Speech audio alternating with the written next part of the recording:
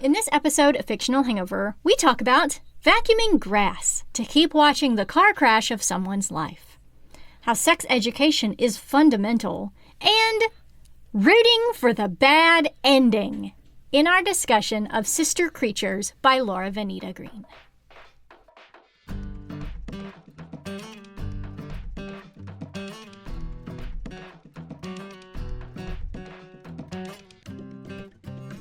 Hey everybody, welcome to Fictional Hangover, a podcast about books that is full of spoilers. Every week we discuss a different book in way too much juicy detail. I'm Amanda. And I'm Claire, and today we're going to discuss Sister Creatures by Laura Venita Green. Standard disclaimer. If you haven't read this book, please remember that Fictional Hangover is all about spoilers. If you haven't read or listened and don't want to be spoiled, stop listening to us and go read or listen to the book. Then come back. If you haven't done this but want to pretend that you have, or if you don't care about spoilers, or if you just like the show so much that you don't care about any of that, then listen up. Yay! Yay! Right, I'm just going to get me some background information because I want to start talking about this. Yes, of course. So I read an interview with American Booksellers Association. They have a series called Indies Introduce, which sounds a lot like New and Indie Spotlight to me. So I'm going to take credit for everything that they've ever done, even though it's not the same.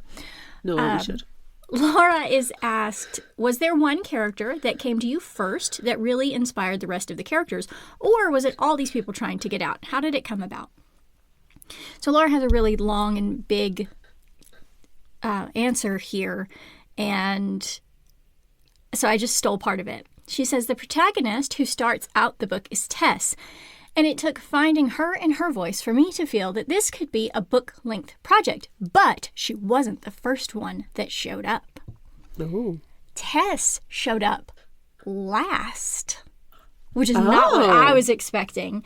And once I had her, she was actually about to move with her family to Germany.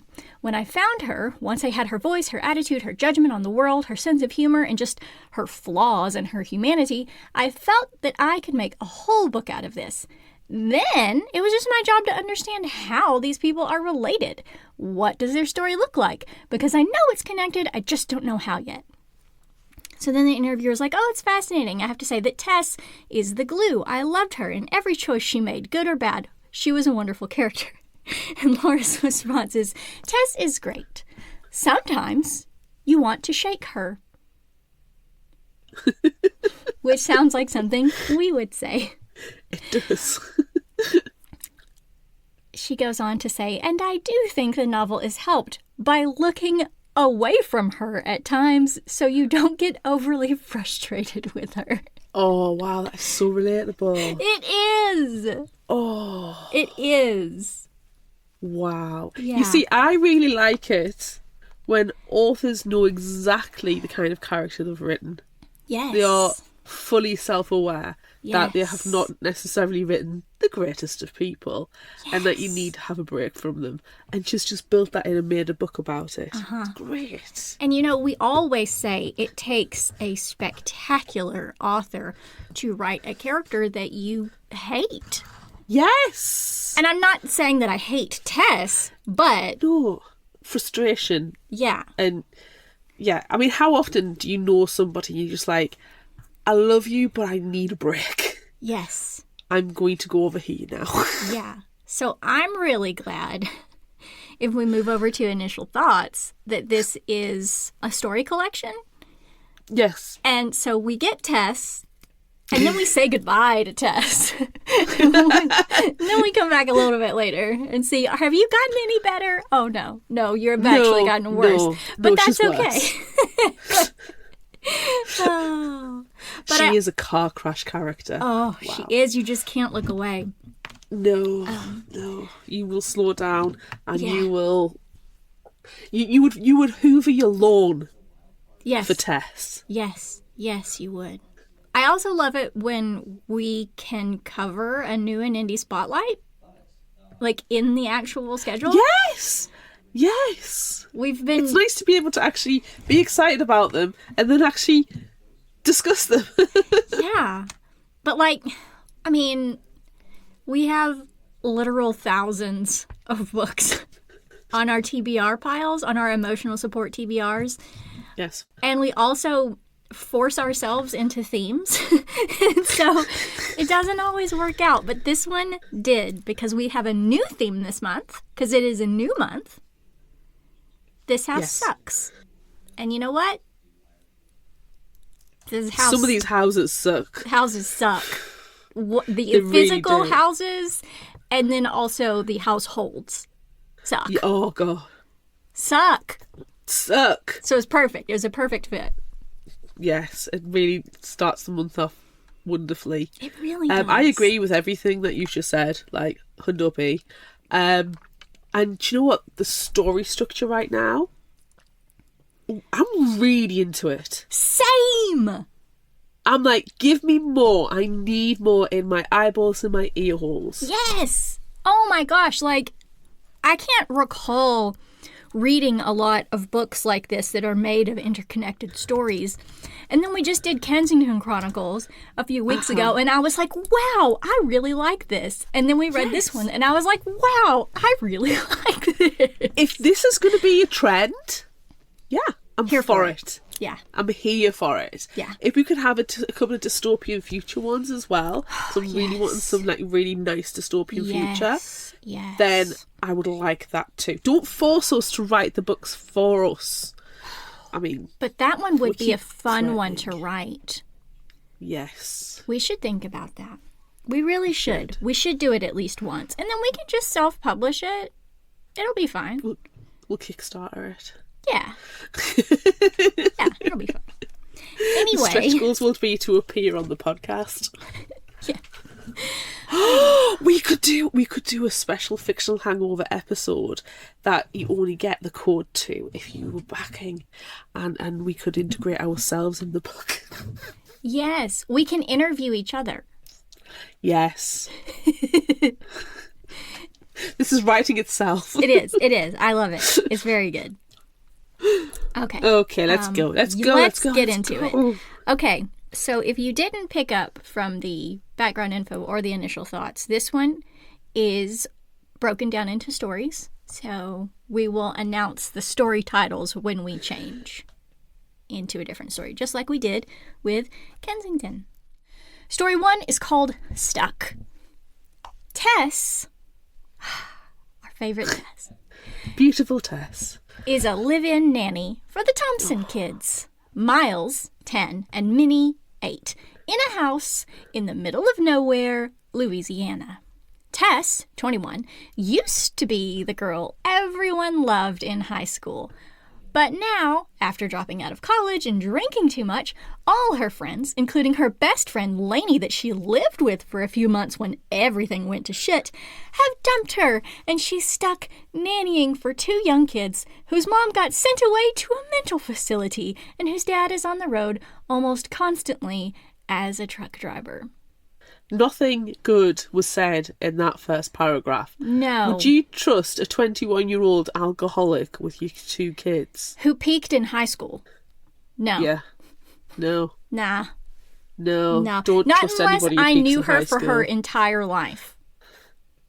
Yeah, but even those people have dumped her. Well, that's true.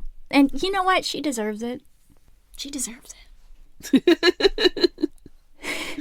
Okay, let's find out more about Tess.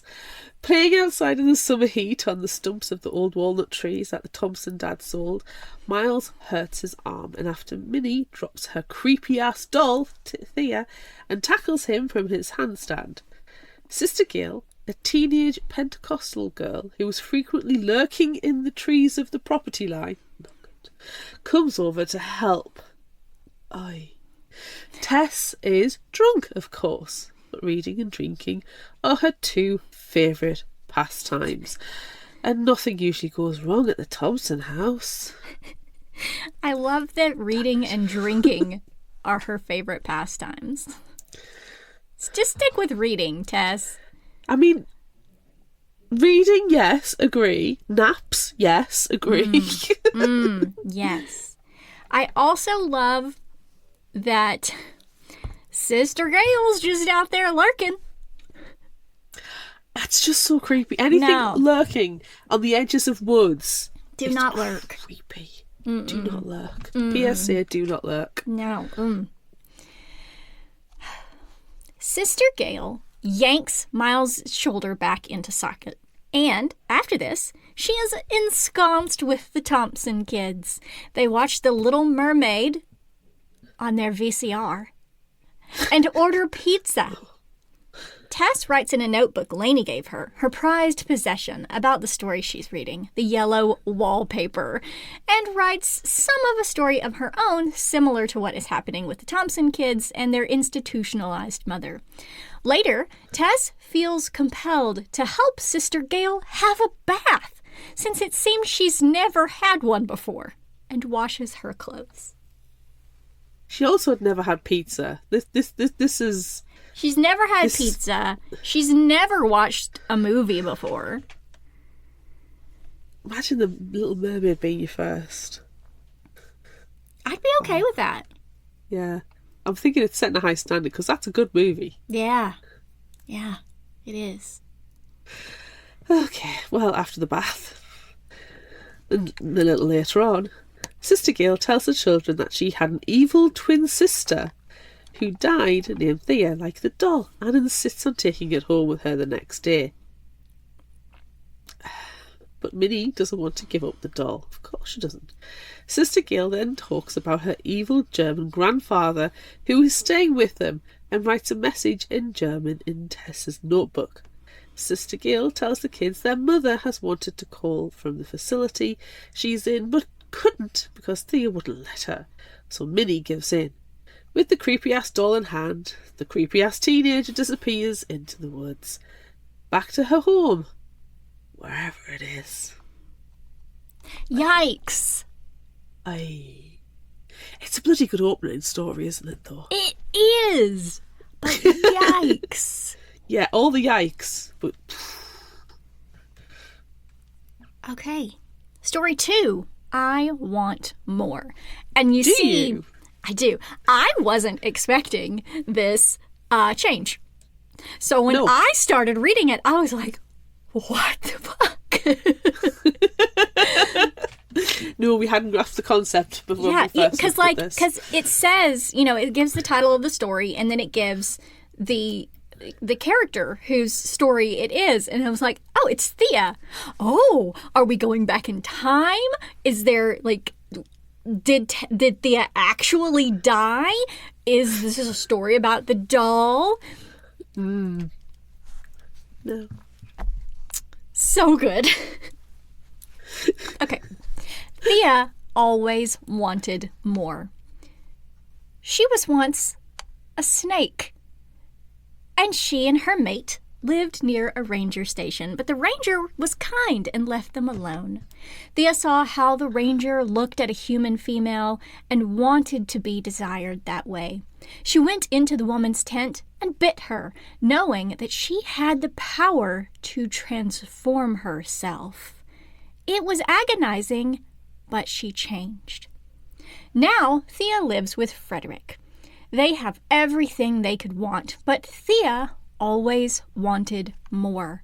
She became fascinated with a hawk and longingly watched it fly with its beautiful feathers. Frederick gave Thea flowers, but they weren't enough. She climbed the tree where the hawk lived and killed its mate, throwing their eggs to the ground below. She became a hawk, but after some time, she became infatuated with a beautiful, bright star in the heavens. How could she think she would ever be happy on Earth and not in the sky with that star?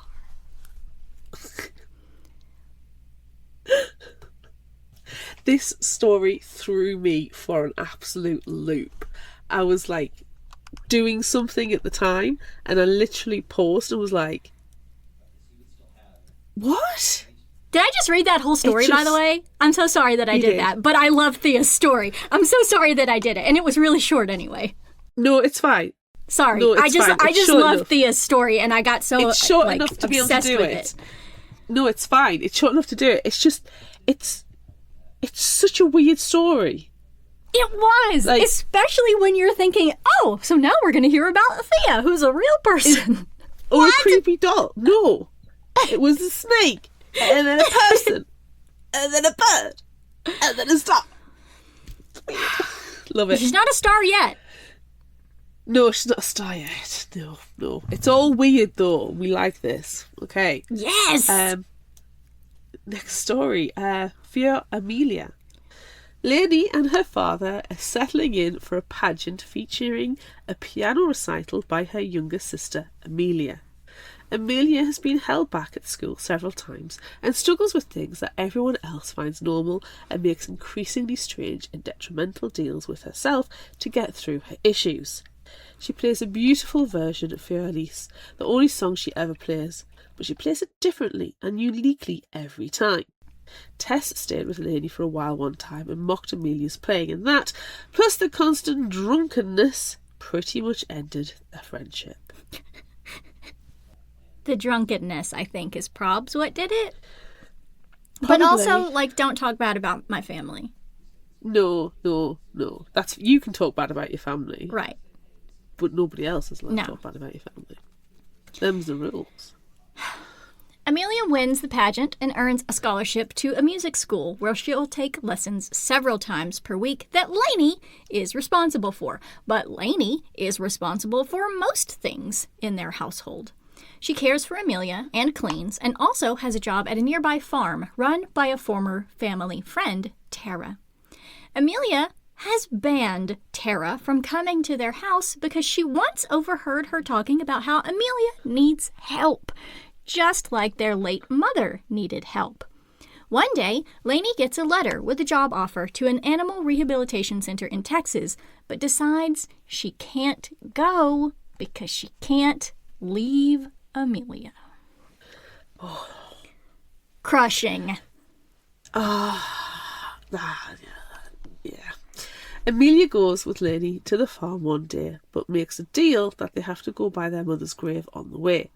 She says she won't talk to Tara when they get there, but then makes a deal that she can talk to her, but she can't put her arms down by her sides for the rest of the journey to the farm. Tara tells Amelia about Lainey refusing her job offer while they are there, which shuts Amelia down. Back at their house, Amelia has removed everything from her room and barely eats and refuses to go to school or to her music lessons because Tara told her that Lainey is refusing to go to her dream job because of her. Lainey makes a deal that Amelia has to put everything back in her room and eat and go to school and music lessons and even go to see a doctor. And if she does all those things, Lainey will accept her new job. Amelia agrees, but then bans Lainey from ever coming back home. Okay, I'm going to say this and it's not going to come out, it's going to be blunt and it's not going to be politically correct, potentially polite, or diplomatic at all. Amelia sucks. Amelia sucks. I think... It's, in this story in particular, it's not fair. Yeah. Lainey exists too. Yeah, like, I understand that she has needs, that she is neurodivergent, so they need to be accommodated and accounted for, that's fine. But Lainey also needs to have space. And to make that kind of demand... she exists too! Oh, it's harsh. It's harsh. It is. It really is. I think that maybe the dad should have done a little bit more. And I know the mom has died, and the mom also had issues of her own, but like... we don't know what they are. Right. It's guesswork. It is pure guesswork. I think they really let Amelia down, which then lets Lainey down as well. Yes, I agree. Yeah. Parents should be... As a parent, you need to step up. Yeah. Okay, next story. Gold Star. Olivia has just learned she's won a full-ride scholarship to LSU. Since she's a senior, she only goes to school half days and goes to her job at a factory for the second part of her day. Her best friend Nora is there too. Nora is 10 years older than Olivia, with a daughter in middle school. Her mother tried to get the school to create a daycare so Nora, only in 9th grade at the time, could continue school, but a preacher was brought in to teach abstinence instead. That is no education. Hate it. Olivia doesn't want to tell Nora that she's going to college after summer, but her boss is excited about the news and asks Olivia to come up with a project that Nora can do after she's gone.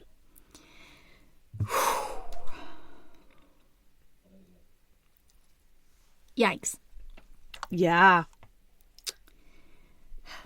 When the boss gets back to work, Olivia immediately and ridiculously begs and pleads for Nora, who is sneaking liquor from a flask, to forgive her, and she does.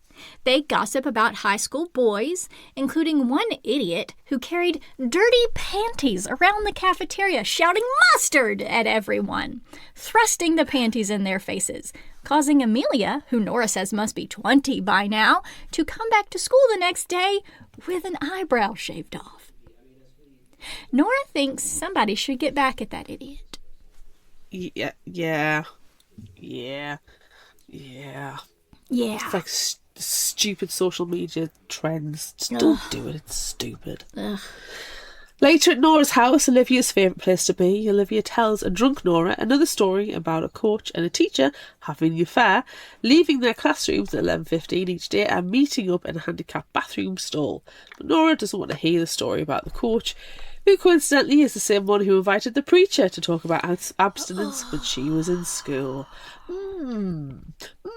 Are we putting two and two together here? She wants to go to the mustard boy's house and play a prank on him. She wants her daughter Casey, who she mocks by having her kindergarten report card covered with gold stars on it, the only thing she'll ever amount to, taped to the refrigerator to find the boy's house. But then she remembers she knows where it is.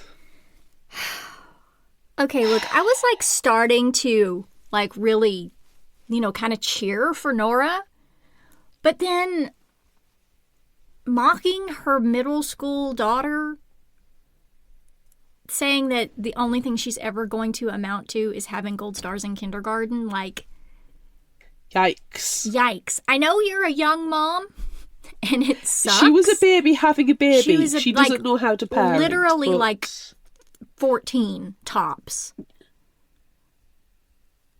But still, don't do that, man. No. Nora, Casey, and Olivia go to the store and buy lots of mustard and then drive to the idiot boy's house, spreading mustard all over everything. Nora, and Casey because she has to, then take Olivia's car, leaving her there, probably hoping she'll get in trouble and lose her scholarship. The house they vandalized wasn't Mustard Boys. It was the coach's. Olivia has to call her overly religious and pushy mom to come pick her up. Luckily, while she was waiting and being lectured by the coach, she mentioned how grateful she is that the school has handicapped bathrooms that she somehow finds herself needing to use at 11:15 every day. The coach obviously picks up on the blackmail, and so Olivia doesn't get in trouble. So just for that. Good job, Olivia. Thank goodness something good happened. At work the next day, Nora is distant and Olivia is, I think, rightfully pissed. She's angry. Yes. She makes a very detailed but simple project for Nora to do to earn gold stars. And it's clear that Nora is fuming about it. She comes up and whispers in Olivia's ear that she's sorry, and Olivia asks her to get an apartment with her when she goes to college. Her plan all along because she's definitely got a crush on her older friend. It seems like maybe she'll think about it, but when Olivia gets off work later, she goes out to find her car completely covered in gold star stickers. Oh. Nora is a horrible person. She really, really is. Inside, outside, upside down, she's a horrible person. And the thing is, right, you know that Olivia is crushing hard. Yeah. Really hard. Yeah. And Nora is, and things that she's doing and what she's saying, she's encouraging it. She is. She's leading her on so much. It's like she needs the high school validation. She does. She also peaked in high school. She peaked in middle school. Oh. Yep. Oh. Yeah. Okay, next story. One trick. Tess is nearly 30 now, so we've had a time jump, everyone, with a studious but inattentive military husband, Paul, and a 4-year-old daughter, Summer. Tess is working in a library on the base where they live and earning her master's degree so she can become a librarian with a capital L and run a library instead of just working at one. Yay! She stays late at the library one night a week to have a playwriting workshop with a few other people led by a grad student, Joel, who is just a few years younger than Tess. Tess has a crush on Joel that he seems to reciprocate, but Tess remembers her wild, drunken years. She's just 30. Like, wow. Yeah. Can you have wild, drunken years when you're just 30? Anyways, but she doesn't act on her feelings, okay? The group critiques her play about Thea, who was once a snake, and then became a woman and a hawk. And most of the group doesn't really get it. But Joel might. Oh, did the penny drop for everybody else?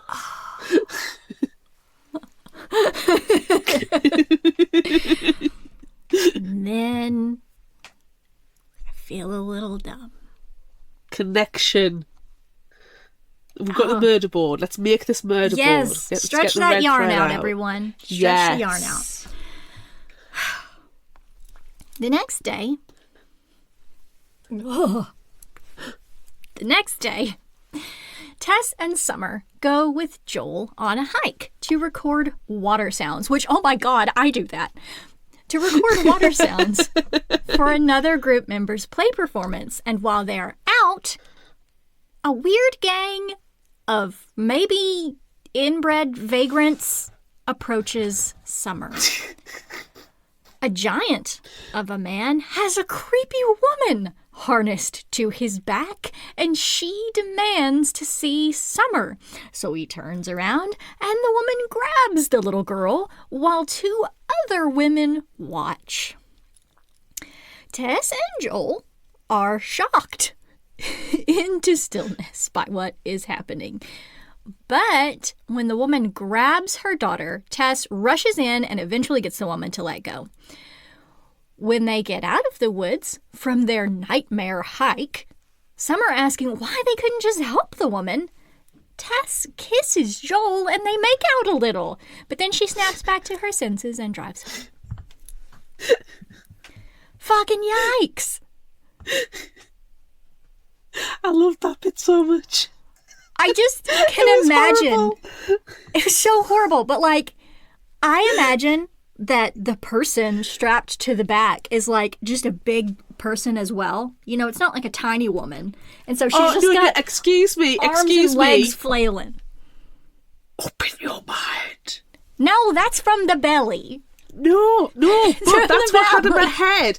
Turn it around and make the old woman into like that. Open your mind. Creepy wet mixed puppet. Mixed a little bit with the scary movie Child, hold my hand, child. That's what was in my head.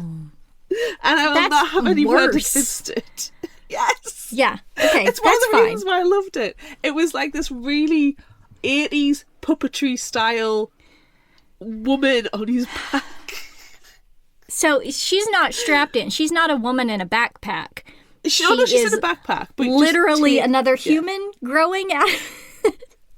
That's initially what I thought. I mean, bear in mind, I was like painting and stuff at the time, and then suddenly I'm like having to stop, go back a little bit, re-listen to it, and going, "Oh no, she's strapped in." But at this point, the image was embedded. Yeah. Oh, okay. So Tess doesn't mention the creepy incident to anyone, not even Paul. I mean, I would dine out on this story for days. Yeah. And Paul is studying for a military languages exam he'll be taking soon, and he's not really paying any attention to Tess all summer. Tess looks through her old notebook and finds the note Sister Gail wrote in all those years ago. Instead of asking her husband for help with the German the note is written in, she calls Joel, and they go to the library to work on it. Tess remembers hearing that Sister Gail was accused of killing her evil German grandfather, who I always think was a Nazi. Oh, I'm sure he was. As soon as she said, I've got a German grandfather, I was like, oh, was he a Nazi? Yeah. But she doesn't know if it's true. It could just be a rumour. It seems like the town would be a town that makes up murderous rumors about people. Yes. Pinch of salt with every piece of gossip. Yeah. Oh, that creepy girl in the woods. I heard she killed her grandfather. I heard that she is her grandfather. I heard that she's coming from her grandfather. I heard that her grandfather is also her brother and also her daddy. I heard her grandfather is her back.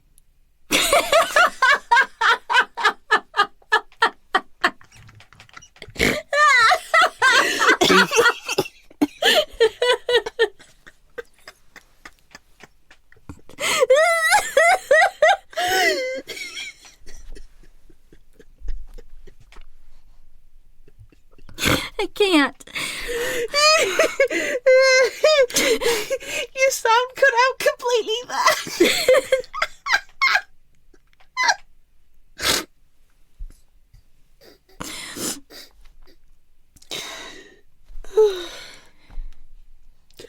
After Tess apologizes for making out with Joel, everything is fine and friendly. They translate the note, which is an eerie set of instructions on how to find Sister Gail in the woods, that they turn into a discussion for their writing group with steps of how to complete this weird journey, which include having an animal companion, losing a limb, and lots of carnage. Tess and her family will be moving soon after Paul passes his exam, so this is the last meeting they will have together. Paul passes his exam and wants to take Tess out on a date now that he's not so busy with his studying. They make reservations and hire a babysitter and everything, but then Paul ends up staying at work late helping his boss with a presentation. Tess goes on the date herself and tries to get Joel to come meet her several times throughout the night. She ends up sloppy drunk at a college bar doing some guy in the bathroom, and when she steps out, Joel is there. He tries to sober her up and calls a cab to get her home. Come on, Tess. Yeah. I mean, I can understand going out on the date by yourself because you know you're all dressed up, you're ready to go out, you're excited for it. But you know, the rest you've of got it. not the rest of it. And Paul's an ass, she's an ass. Yeah. Joel's not, though. I appreciate Joel refusing to do her in the bathroom. Of course, Yes. she's already been done in the bathroom, but... I mean, there's a lot of hygiene standards that have been broken there. Yeah. But I appreciate that he just tries to sober her up and, like, gets her home safely. Yeah. Okay. The next story is called Palsgrave House, which I appreciate the title if you hear it in the audiobook and not see how it's written out. Palsgrave House. I wonder who wrote this story. Thea is in Palsgrave House. The doctor there insists that she has children that want her to return home, but she has to be better first. She does not have children, and all she wants is to ascend to meet the bright star in the sky. The doctor wraps Thea in blankets next to a fire and some sort of sweat treatment, but she still won't admit that she has children. He tries another test, opening the door and seeing if she will flee, and she runs. But the doctor and his nurses catch Thea before she can jump off the roof. One day, the doctor puts Thea into a harness on his back. No. Okay then. That was so insistent. I'm sorry it's happening. And they, along with the nurses, go for a hike. While in the woods at a stream, they come across a being made of brilliant light. Thea wants to see, so the doctor turns around and crouches low enough for Thea to grab the being and squeeze it tight. She finally feels true happiness, but then a voice booms telling Thea the being does not belong to her. Thea recognises the voice as her creator and lets go. The doctor is pleased that Thea's motherly instincts have returned. Really? That's what you call motherly instincts? Your standards are low, mate. They are really low. He doesn't know what's going on with the creature growing out of his back. Well, he's just trying to understand. I like to think of it now more that she is actually growing out of his back, and like the sweat treatments or the weird rebirthing thing that he was trying to do is just him like trying to suffocate her, wrapped up in blankets, because he's like, oh, there's a person living on my back. I don't like it. No. Ew. I love how we've turned this into a body horror book. We have. I love that for us. Me too. That night, wishing for the star again, Thea hears from her creator, telling her that she will help her. The creator says that Thea must call her children, and then she can be set free. Thea still doesn't believe she has children, but calls the number directed to her by her creator. She calls the Thompson residence, and a young boy and girl answer the phone and tell her about dislocated shoulders and stolen dolls. Then the voice of the creator says she's putting the phone on speaker and mute so Thea can read aloud to her children, which is, left out from the summary, exactly what Tess told the children she was going to do. Oh. After the phone call ends, Thea tries again to escape, but the doctor catches her. This time, the nurses come to her aid and help her jump from the roof to a tall tree. She crashes through the branches, but before hitting the ground, because she ain't no spider monkey, she begins to ascend, floating in the sky toward her star.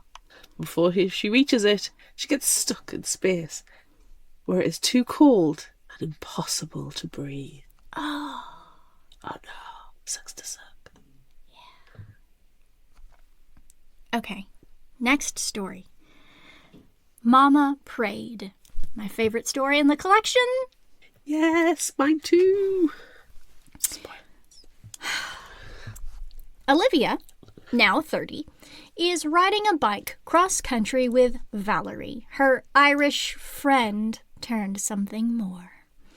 Olivia planned this bike ride down to the water stops, but Valerie is content to stop and linger and explore. In South Dakota, Olivia realizes that Valerie is probably sick of her, and that's why she keeps detouring. So she decides to let Valerie take the lead when she finally catches up, after having stopped to look at a field of sunflowers that Olivia passed by without much thought. Instead of going to their motel, they take a side road and see a house with Mama Prayed painted on the side, scarecrows and pumpkins scattered around. Keep going. Keep going. That's what you should be saying. Keep going. But you know what? I mean, the scarecrows and pumpkins, fine. I'm here for the But Halloween Mama aesthetic. prayed? That's the stopping point. I'm Halloween aesthetic, yes. Religious aesthetic, no. Nah, dog. No, dog. I have my Nah, limits. dog. So whereas, you and I would be like, nah, dog, and keep going, they stop to take pictures. Even though Olivia really wants to continue on. And then a young man steps through the front door, followed by another one that looks exactly like him. Go! Run! Get on the bikes. No, get out of there. It gets worse, though, because another arrives in a sputtering truck. No!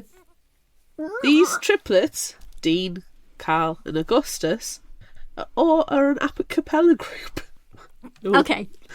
Not so bad anymore right now. Okay. Okay. It's still a little weird, but okay. And they're called Mama Prayed. And they sing the songs of the people around them, which makes them not well liked. Please see controversy about Brothers Grimm. Anyways, they ask Valerie and Olivia to take photos for their album because no one around will help them. This all sounds very, very reasonable. A little off-putting, but very reasonable. Perfectly explainable. Exactly. And with a shrug from Olivia, you agree. So, okay, it's weird, a little hinky, we're not sure, we're going to be wary. Yes. The brothers offer to share their dinner with Olivia and Valerie as they wait for the sun to be just right for optimal photo lighting. And they sing a song. Lovely. Thank you. I suppose. Well, it's nice to have some entertainment while you eat. Yeah. It's eerie. Oh, no. But beautiful. Okay. And Valerie is enthralled. She calls them a goth horror band. I'm here for it. Sold. I'm here for it. And they talk more about their stories. Valerie saying her childhood was not pretty, but then refuses to share. The brothers seem demanding of it. Almost like the stories are payment? So Olivia tells a story instead. I got a little creeped out. Little bit worrisome. As soon as they started singing and then they're like, all right, tell us a story, I was like, oh no. Yeah, they are hexing you. Something bad is happening right now. Something bad is happening, yes. Okay. So Olivia tells a story, yeah. So Gail Leichbrecht was a teenager in Olivia's hometown and her family thought she was evil. They brought her German grandfather to stay with them and locked Gail in a shed for 2 years. Yikes. When she finally escaped, rumours spread that she killed her grandfather. But did she? I mean, self-defence if you ask me. Seriously? Either way, someone in that family was evil. After the story, the brothers begin to ask about German words and they sing a track to that sounds like Fur-Elise, but somehow different. The song is almost painful and very, very creepy, and the women decide they need to get the fuck out of there fast. But the brothers are creepy and don't easily let them leave, though they manage to get away. Thank goodness. Phew. I love that we get some more Gail story. Yes. And I also love that obviously we somehow have Amelia's piano playing. Yes. That you can see the threads interweaving. Yes. Yes. They rush back to the field of sunflowers and decide that, yeah, they probably almost just died back there. Yeah. But then Olivia tells Valerie that she must be getting sick of her by now, and if she wants to just continue the ride alone or call it quits, she'll understand. Valerie is shocked. Olivia is her favorite person. She explains that she was just fired from her job, but they are keeping her on the payroll until the end of her trip. and that she'll have to return to Ireland when the bike ride is over. Olivia invites Valerie to move in with her, but then they hear the sound of the brothers' truck and go deeper into the field.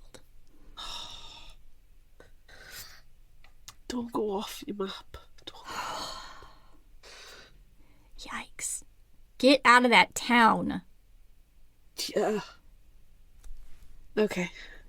Next story. Slovenly Tess. Oh, she's back. Yay! And she's slovenly. What a good word. Yes.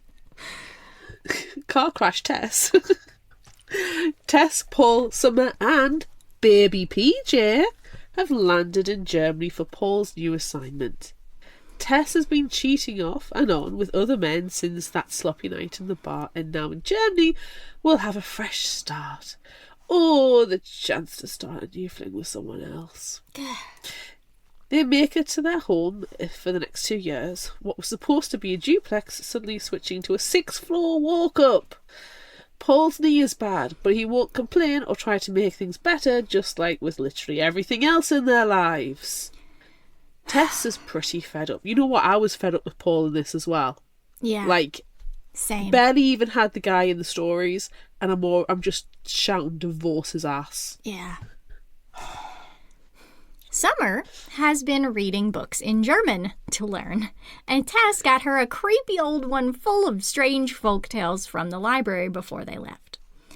Summer recently read one about a scissor man who cuts off babies' thumbs when they suck them. Good story. I would read that one. So Summer has started pulling baby PJ's thumb from his mouth whenever she notices. She's protecting him from the scissor man. I think she's a good sister. It's very good sister behaviour. PJ doesn't get upset, though, because PJ has never cried. Not even once. Weird. It's troubling to Tess, but doctors have said that he's fine. She really wants him to cry, though, just so she can believe that he's normal. I can understand where she's coming from. Like, you associate crying with babies, and yeah. I can understand it being worrying that he hasn't. Yeah. Okay, so another military family tries to help them feel welcome, and the young mom, Patricia, visits Tess in her apartment. She brushes the hair away from Tessa's eye, and it turns out it's a long, gross eyebrow hair that she goes to the bathroom to yank out. Slovenly. Slovenly. In another of Summer's German stories, there is a character called Slovenly Peter. Tess is becoming pretty slovenly herself, with this weird hair and her ragged nails and knotted hair with dandruff. The family invites them to a picnic. Paul is fake nice, and Patricia's husband Dom is surly, and the children play. But when they start screaming, the play stops. Don't worry. They were just retelling one of the creepy stories and acting it out, and it's precious, and I love it. But Patricia doesn't allow her son to read things like that. So the picnic ends quickly and awkwardly, though there are flirty looks from Tess to Dom. Shock. Behind their apartment is a beautiful forest where Tess takes her children for a walk. She begins writing a story about Thea, who is in search of a baby who never cries in the hopes of making him cry. They walk to the middle of the forest and she tries to force the baby to cry, but not by hurting him or anything. You know, his face turns red and his chin quivers. Yeah. It's weird. I don't like it. I don't necessarily love this story about Tess. No, it doesn't paint anybody in a nice light. No, I don't love slovenly Tess. No, I don't mind Summer. Yeah. I like the fact that Summer is really into these creepy ass fairy tales. Yes. I like the fact that she's trying to protect PJ from, sucking his thumb. Yeah. And I like the fact that she's told the other kids these creepy stories so they start acting them out. Love that for them. So much fun. And that's about it. Yeah. Everything else is a bit... No. Paul is the worst. Oh, God, he's such an asshole. Yeah. Okay. Next story. Hintergarmisch. Thea and her new companion, a red fox, are on a quest to find a shed in the middle of the woods. They overcome many hardships together and rescue each other many times. Thea still dreams of ascending to the stars, but for now she must complete this quest. She loses an eye in a fight with a hawk to protect her red fox, but still they go on. The red fox finds a stream with clear, cool, delicious water, a stream that Thea knows is part of a prophecy that she must fulfill. They follow the stream and find people destroying trees and avoid them. They finally see the shed, but as they approach, Thea steps in a bear trap. No. An angry old man tries to attack her while two others lurk nearby, but Thea and the red fox manage to kill the man. She has to cut off her leg below the knee to free herself from the trap, but they manage that as well. After some time healing, but not enough time, and after more wounds and trials, they arrive at the shed and find a young girl inside with a rope tied around her ankle. The shed is surrounded by wraiths. Thea is able to free the girl and take her place. She sends the girl and her red fox away together while she becomes a wraith. Even though it's not the ending she would have chosen, she can still look up and see her star, and she now sees it with perfect clarity. I don't know if that's an ending that I would want to my story, which makes me then love it so much because you know we love a bad ending. That is my favourite Thea story. Yes. It's my favourite fairy tale story. Yeah. It's good. It's a very, very good one. Yeah. Next story, Band. Some 20 years have passed for Lainey. She is happily married and has an amazing, artsy adult stepdaughter, Mina, who has just dropped out of law school. Lainey is supposed to be visiting her dad back home in Louisiana for his 75th birthday. But she is still banned from going home by Amelia. Over the years, the ban has spread, not just from home, but to their town, and then their parish, and finally, the entire state. Lainey's dad wants her to come, but she's feeling very panicky about it after receiving a letter from Amelia that read in bold letters, "Don't ever come back to Louisiana, you are banned." How would she know? How would Amelia know if Lainey decided to go to New Orleans for a weekend? How would she know? I don't know. Okay, so that sounds really horrible. But the rest of the letter actually tells Lainey how great she is and that she doesn't need to look back on her past. It's actually very sweet at the same time as being terrible. It's nice. I get that. It's lovely.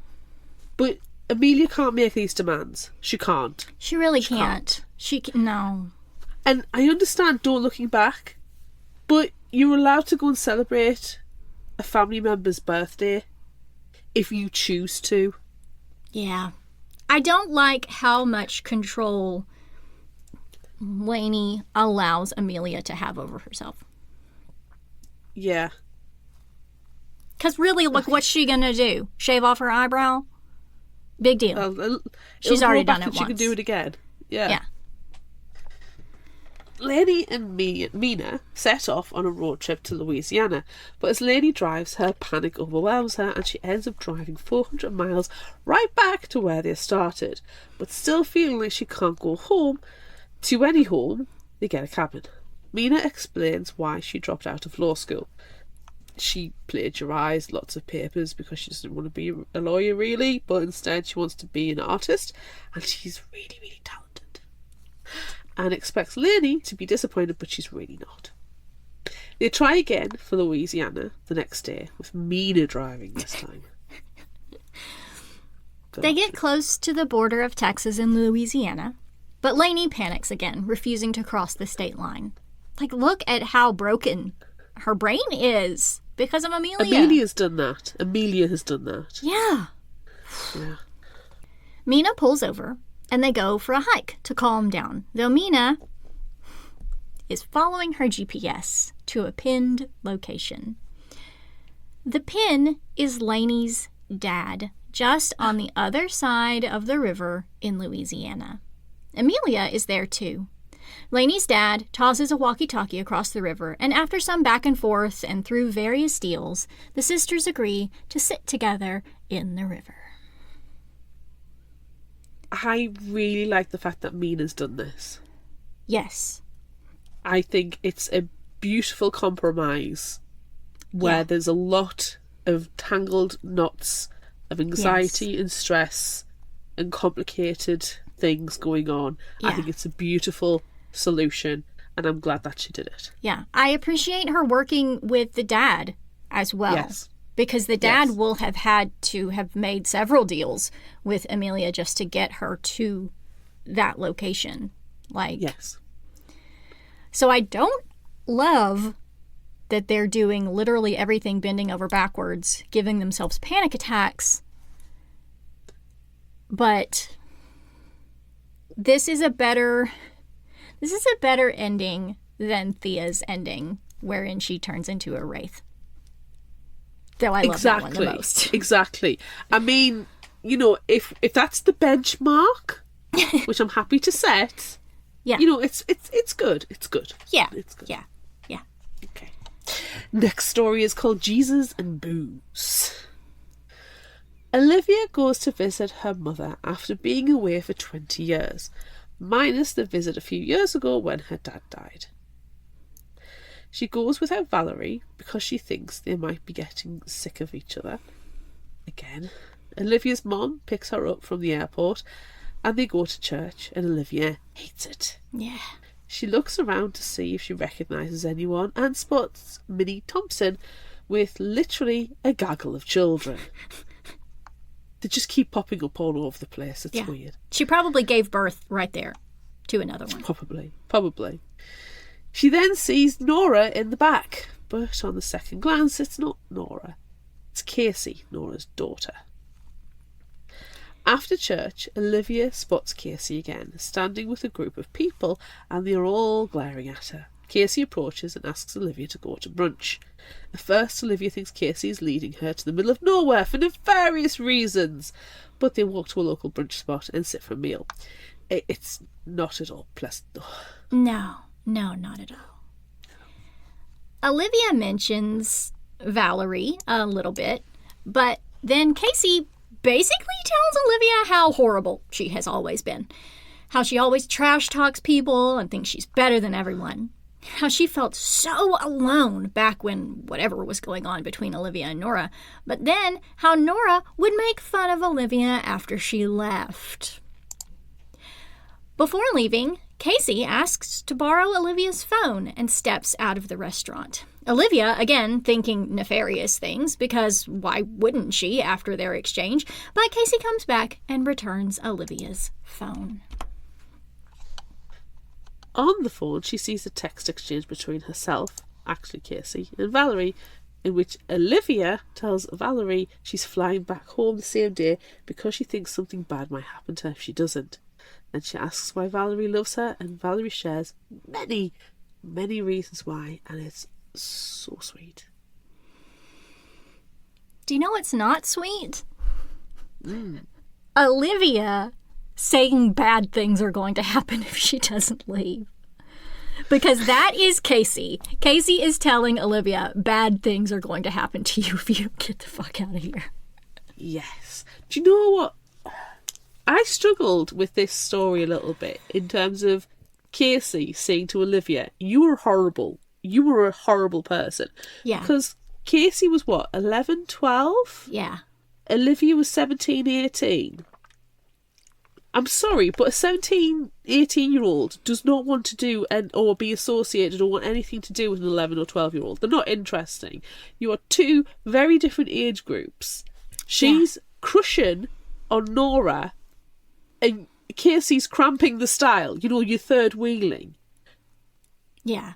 And I'm not defending any of them here. I'm just trying to understand the situation and see the situation all around. But I agree, Olivia could have been nicer to Casey, but the root problem is Nora. Yeah, Nora is the whole issue here. Nora should not have been allowing any of that stuff to go on between her and Olivia, or if she did, because there's not such a huge age difference, and Olivia is about to be legally an adult, none of it was handled the right way. No, I honestly think Olivia probably just ignored Casey more often than not. Yeah. Or she just didn't know how to talk to little kids. You'll know from your experience of working in a children's sphere that a couple of years difference and children can't talk to each other. Yeah, because it gets real there's weird. so many development leaps. Yeah. You know, my own child struggles with his cousin because she's a toddler and he just doesn't relate to that. He doesn't understand, he can't communicate. Yeah. So I think there's a lot of backstory and stuff. So I was like, Casey, this is not on. But also, Olivia should have been nicer, I'll grant you. But the root of the problem is Nora. I agree, 1000%. Cool. Sister Creature. Oh, she said the title! She said the title!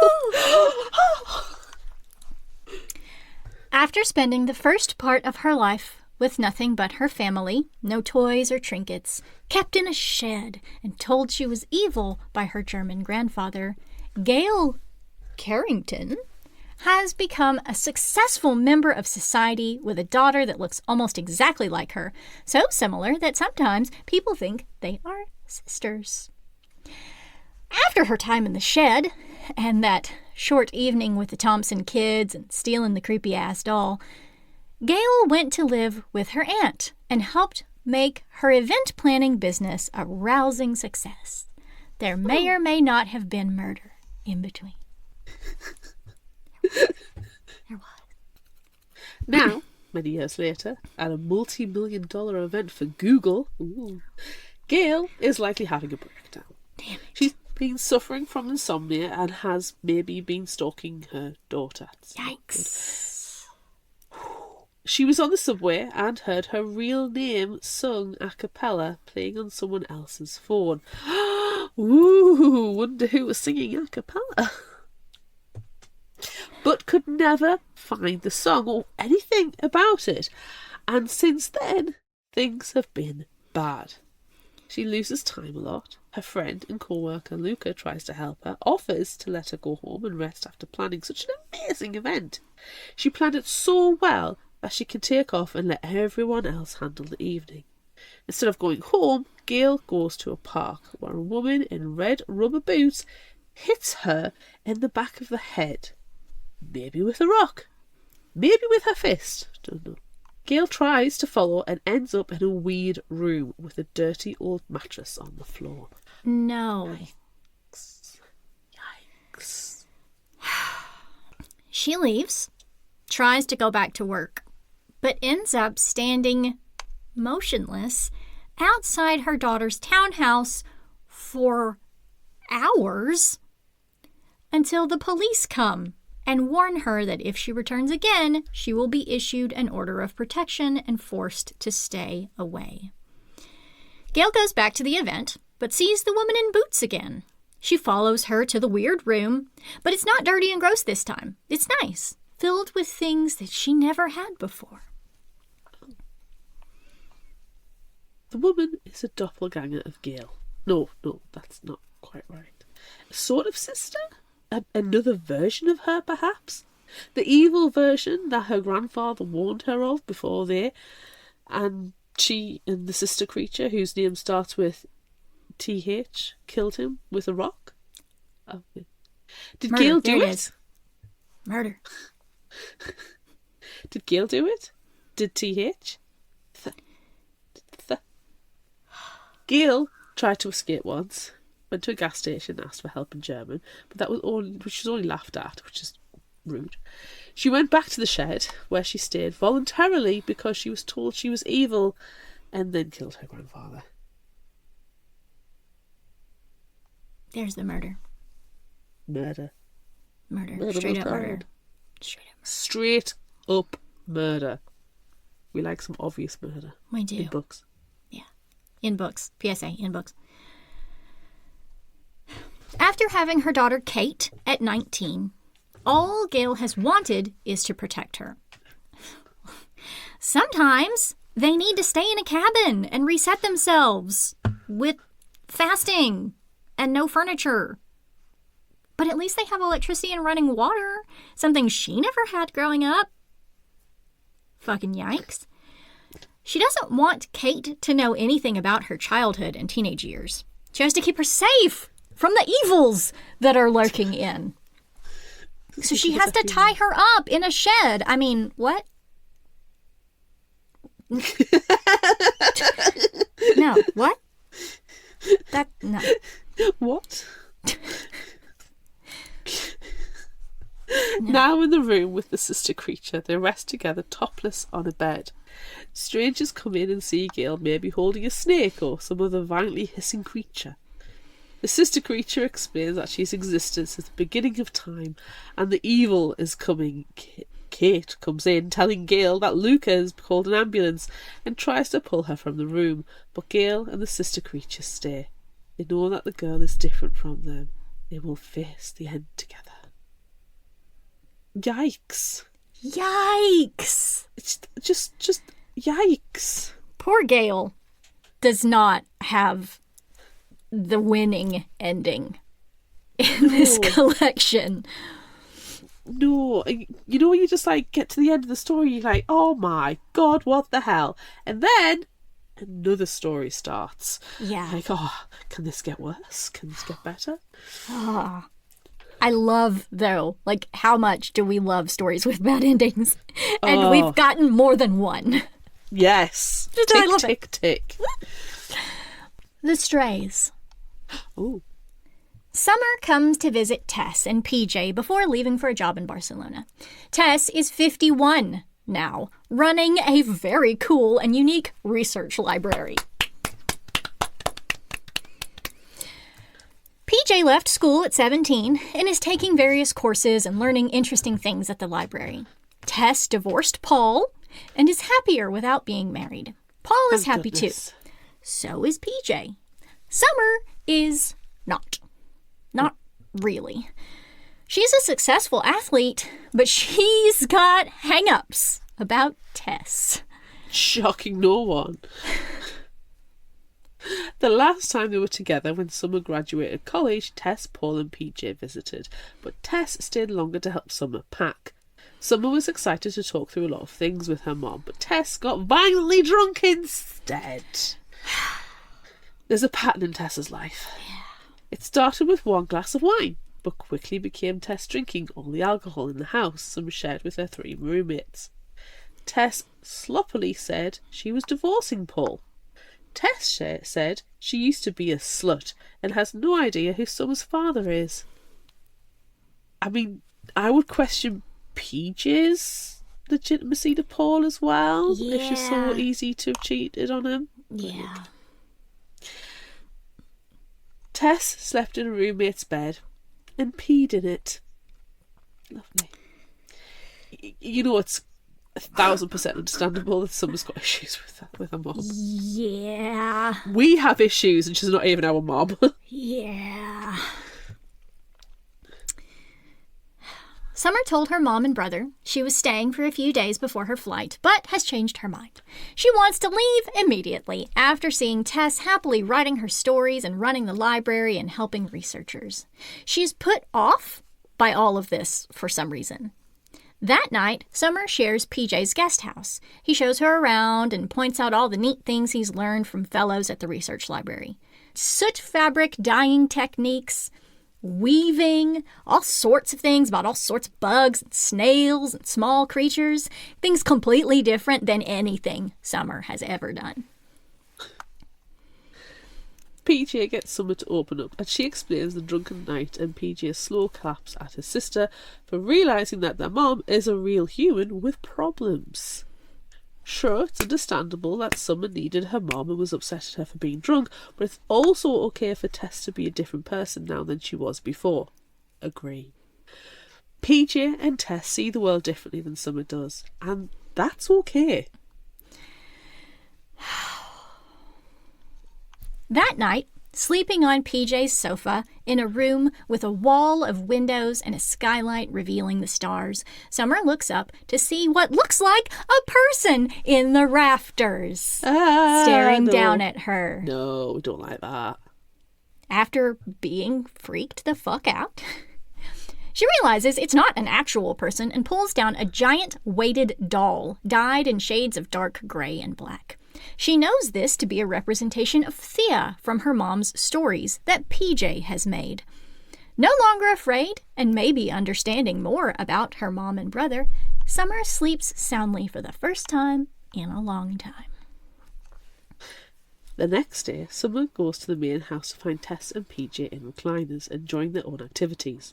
She asks if she can stay until her flight, like originally planned, and of course Tess is excited. She offers to cook a meal for her daughter and brings out a lot of her favourite things and makes delicious pancakes. While they eat, Summer asks if Tess would still love her if she was going to Barcelona, not for a job, but because she was starting a cult. And of course Tess would, of course. Then they brainstorm all different kinds of cults and decide the cult they are creating isn't actually a cult, but maybe they're the only ones that understand the universe. Oh. They can all be weird together! Yay! Yay! The end. Wow. Let's get out our red thread and tie those stories together, shall we? Wow. Wow. Hi, it's JL Bleakley. Arden Jones. And Shelley Mack. We are authors, friends, and critique partners with a passion for YA books.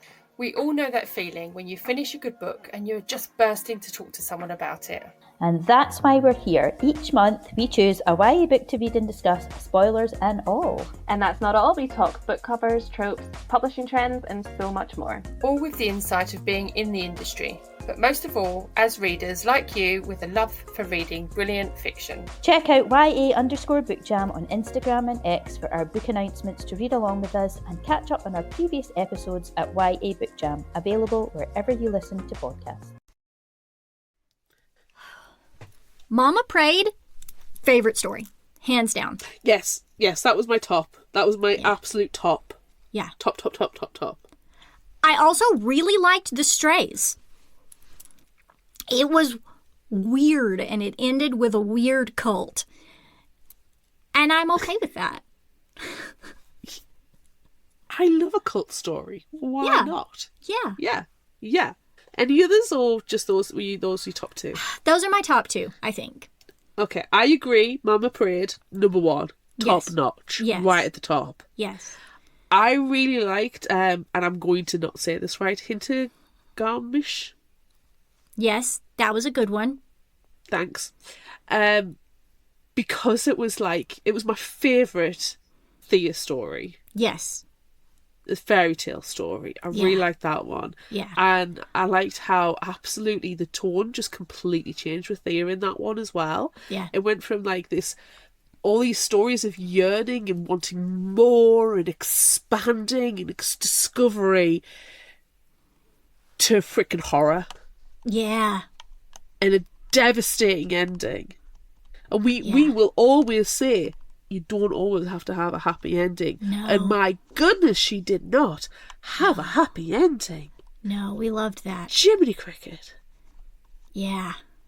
But I also liked one trick. Yes. For the sole part of being at the lake and the big giant guy coming out with his granddaughter in his That was weird, yeah. That whole cult / yokel inbred hick vibe. Yes. And this old woman on the back being like, child! Oh my God, that's horrible. Yeah. I would cry literally cry hysterical tears if I was genuine in that situation. Yeah. But to read the story, I was like, no, but I'm enjoying it. I also appreciate how much that one set up Hintergarmish. Yes. Because they, Tess finally reads this note from Gale that has instructions on how to find her tied up in the woods. And then nothing comes of it for years and years and years. So how horrible was that? But it's like it's exactly what Thea has to do in the story. She has to follow a river with clear water, and like there's trees knocked down, and I don't. It was a really good setup. I agree, but I think what you need to do is read this book twice. Yes, you need for to read sure. it once just to enjoy it. Yes, and then you need to read it again to then start to see the threads connecting. Yeah, I agree 100%. This one is definitely a reread. two-reader. Yeah, definitely. And I think each time you would read it, you'll see more and more connections. I think there's probably more than we're picking up. Yeah, I think there's agree. much more subtle connections in there that we just haven't got. Yeah. And it makes it so clever. It's so smart. Like, when we've read like Gail Carriger books and stuff, and we can see the threads carrying all the way through multiple series over decades. Mm-hmm. And it's always really clever, and she's got these fantastic beta readers that make sure our timeline's kept straight. This is one book over decades across the world with different characters, but Laura's been able to keep those threads neat and tidy and some of them it's big thick threads, and some of it's just the tiniest strand. But you just pick up on it and go, oh, hold on a second. So very clever. Very clever. I'm looking forward to reading this one again for sure. Like even going through the summary, I had a thought, and I think you probably had this thought as well, because there was like a brief mention, but like is the coach the father of Nora's baby? I think Is the coach Casey's dad? Yes, I think that. 100%. Okay. I didn't pick up on that reading it and summarizing it. No, I was. But now going through the summary, I was like, yes, that's got to be what happened. She was too. As soon as the coach was mentioned, Nora shut down. Yeah. She's like, no, I don't want to talk about that. Exactly. Let's go put mustard at his house. Where is it? I've got it. Red flag. This is a huge red flag. Huge red flag. And then the fact that they didn't go to the idiot mustard boy. Do you know what? That story had the word mustard far too much. It was losing all meaning. Mustard! Mustard! And as soon as they went to the coach's house, I was like, yeah, Dad. It's the baby daddy. Yeah. Disgusting. Especially because he's also the one that got the preacher to teach abstinence. I hate that. Sex education is one of the most fundamental things you need to know about. Yeah. Not abstinence. You need to know about protection. You need to know about consent. You need to know about what you can do to yourself and what you can do with others. It encompasses so much. Yeah. And it's not just, it should be started from an early age, but also continued through into adulthood and beyond within adults as well. Yes. I know that I've mentioned this before, but that story reminded me of junior high, I think, for me, or middle school, sometime around there, when we had a week-long, abstinence thing. And I, of course, having recently been diagnosed with diabetes, got sick and missed some of it. And at the end of the week, everyone got ribbons because they completed the abstinence lessons or whatever. And I didn't have one, so everyone called me a slut. That's disgusting. Yeah. That is disgusting. Yeah, so that's what that story reminded me of. No, that's absolutely... it's not just disgusting, it's complete and utter bullshit. Yeah. I hate that. Yep, me too. Hate it a lot. But you know what? These stories, a lot of them took place in Louisiana, and Arkansas is not far away from Louisiana. It's terrifying. It's terrifying. Yeah. And it's still happening. I'll tell you right now, there's a triplet a cappella band that I've just heard that story, and right now they're composing a song. They're singing over about it. Yeah, you're right. Yeah. You're right. Yeah. Oof. Do you know what though?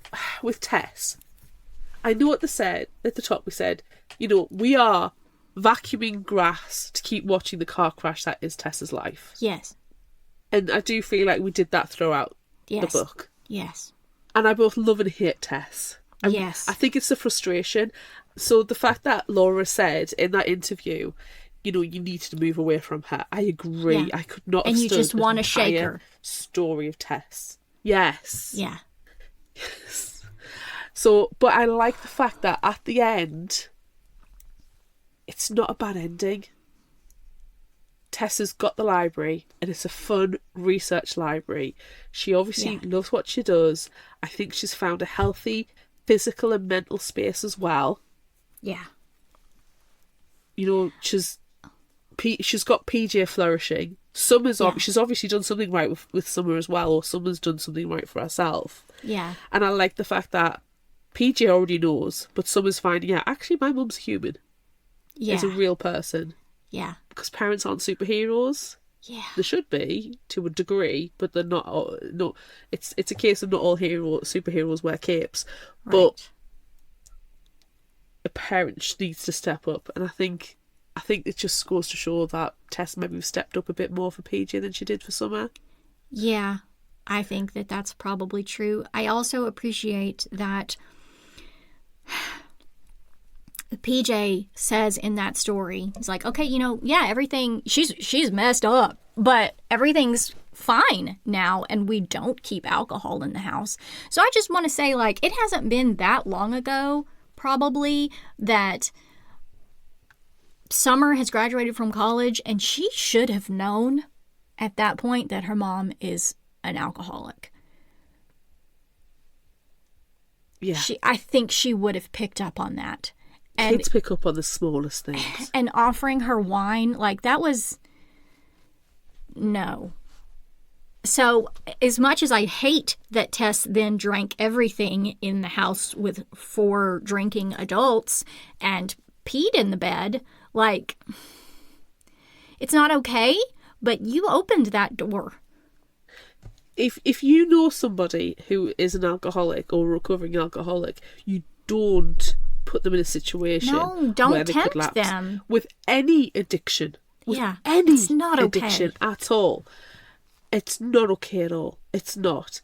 And kids pick up on the smallest things. Yeah. The smallest things. And they know what's going on. Even if you think, oh, well, she might not think her mum's an alcoholic, but she'll have picked up on the fact her mum does smell of booze now and again. Yeah. And she does. She's sweet now and again. I'm sure, will have seen Tess relapsing throughout, her high school years. She would definitely understand what's going on. Yeah. Yeah. Yeah.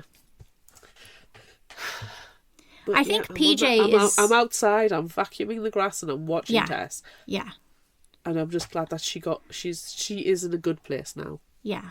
I think PJ is probably my favorite character. I did like PJ. I like PJ, and I also really like Mina. Yes. Yes, shout out to Mina, especially for navigating that situation with Amelia. Yes. Can I say that Amelia sucked? Am I allowed to say that? I didn't like Amelia. I think this needs to be some more control over Amelia. Amelia needs help. Yeah.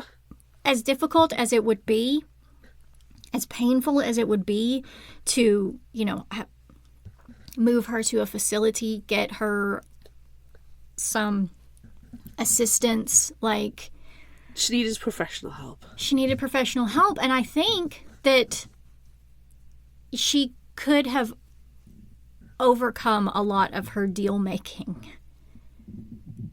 or could have contained it, could have done it in a smaller way that doesn't literally ruin other people's lives.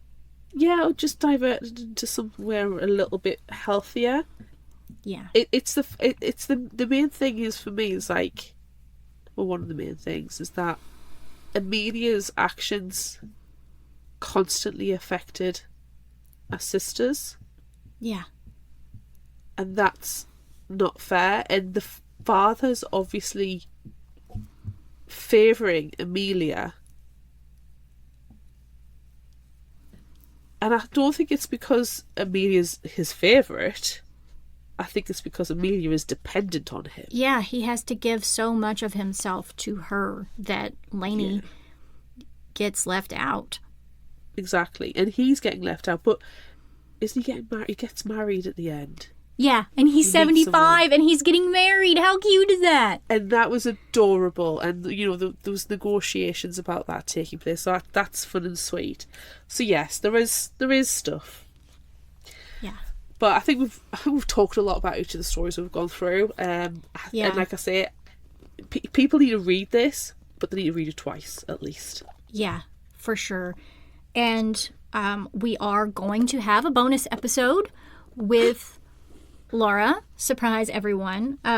So I'm sure we'll talk a lot more about a lot of things in that episode.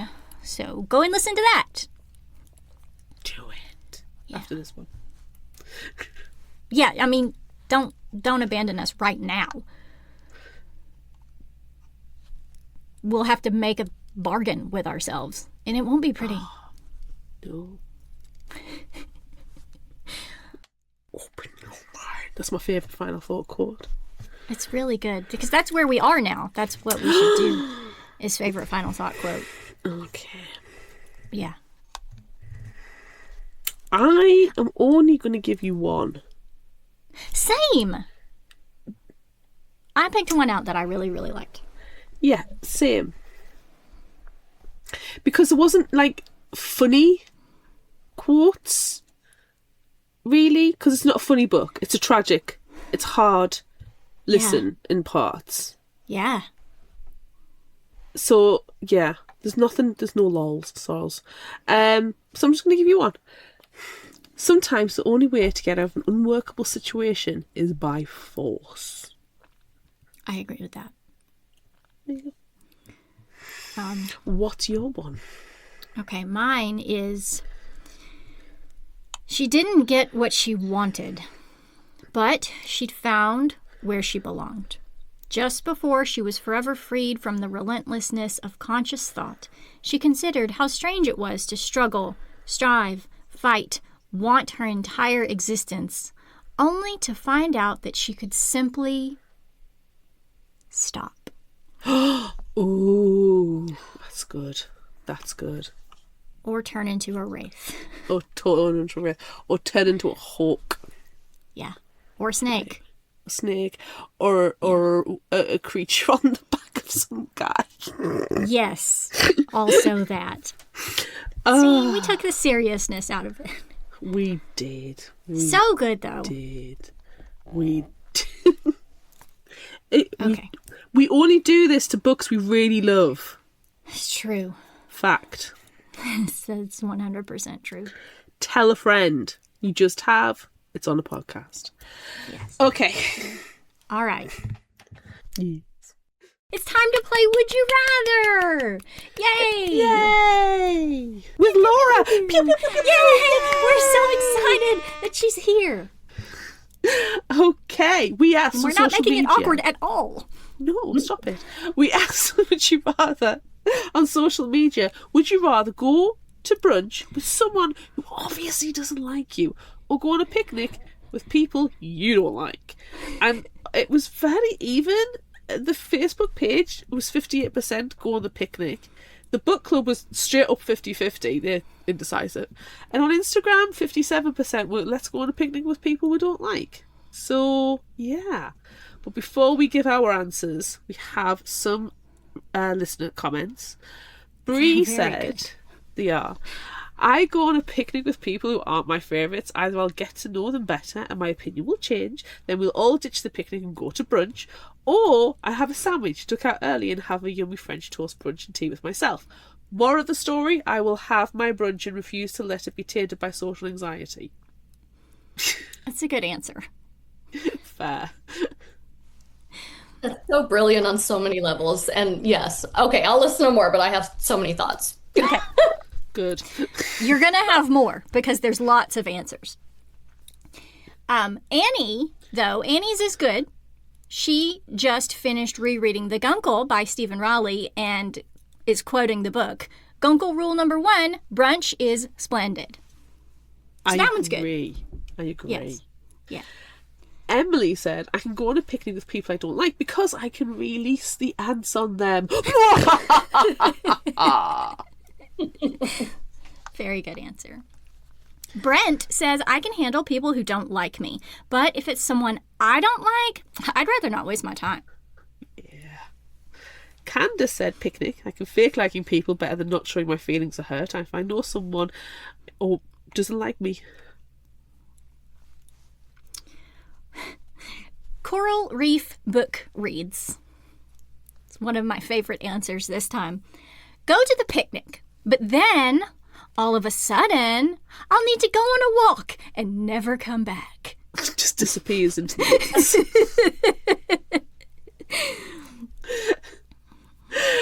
Henrietta Charles, also friend of the show, says brunch. First, there's yummy food. Second, I think it will be fun to have brunch with someone who doesn't like me. Glim Glam Jen says picnic. Brunch is kind of stupid anyway. Also, actual werewolf Jacob Black will be there in wolf form and he will pick all the cheese and then eat anyone who is mean to me. I guess we are having a picnic in the dark woods, so all the carnage will be less noticeable. Oh, I like the atmospheric. That's I think very romantic. And you know what? That answer would fit right in. Because at this point, at the picnic point in the story, like, we immediately go off into the dark, creepy woods and try to make the baby cry. So, like, it's perfect. Make the baby cry with the werewolf. I would cry because actual werewolf Jacob Black's eating all the cheese and I want cheese. I'm sorry about the Superfan cheese. Trina Reeds says, both of these sound horrendous, so I'm going to go for the brunch. If they don't like me, we will both be wanting it to be over ASAP. So quick bite to eat and we're on our way. The picnic would stretch out and there's more of a chance of wasps at a picnic. Send the bees! Or the ants. Finally, our last comment is from Conjuries1108. Brunch. Such a great time to throw shade at each other. And by the end of it, we will be in love. We will get married and then divorced because we finally remember we don't like each other, which also goes right along with the stories. That was the story, yes. I'm glad somebody's actually read the story. I love it. I love it. You can tell when they're reading along with us. Yes. Seamlessly blended in. Okay, Laura, what are you doing? Are you brunching or are you picnicking?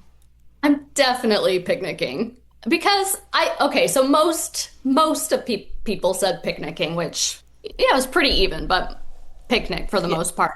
But I think it's mainly, someone had mentioned just kind of social anxiety. I think so much of my life is just managing my own anxiety. And if I already don't like someone, I have all the information and I'm not that invested or worried about what's going to happen. You're just going to try to manage time and go walk off into the woods whenever you feel like. But if someone doesn't like you, you often don't know why. And you're just kind of like, I don't know, braced and ready for anything to happen, which would be my worst nightmare.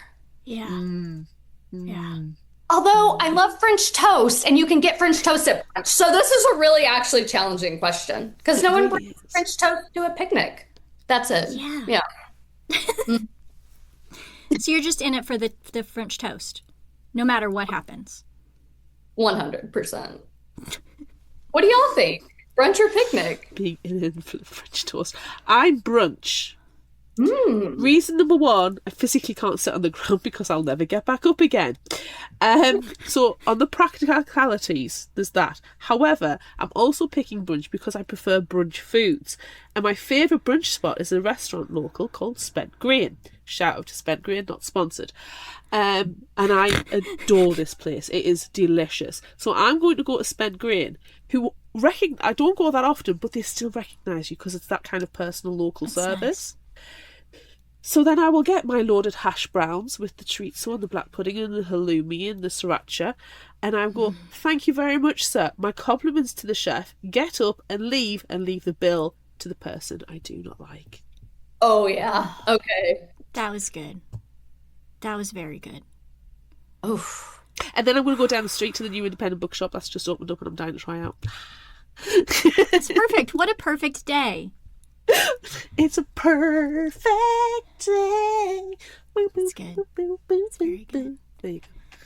It's hard for me to pull myself out of the stories in this Would You Rather, because I'm just thinking like, man, how much trash talking happened at brunch with Casey, but like also how proud are we of Casey at this point? Saying, wow, Olivia, you fucking suck.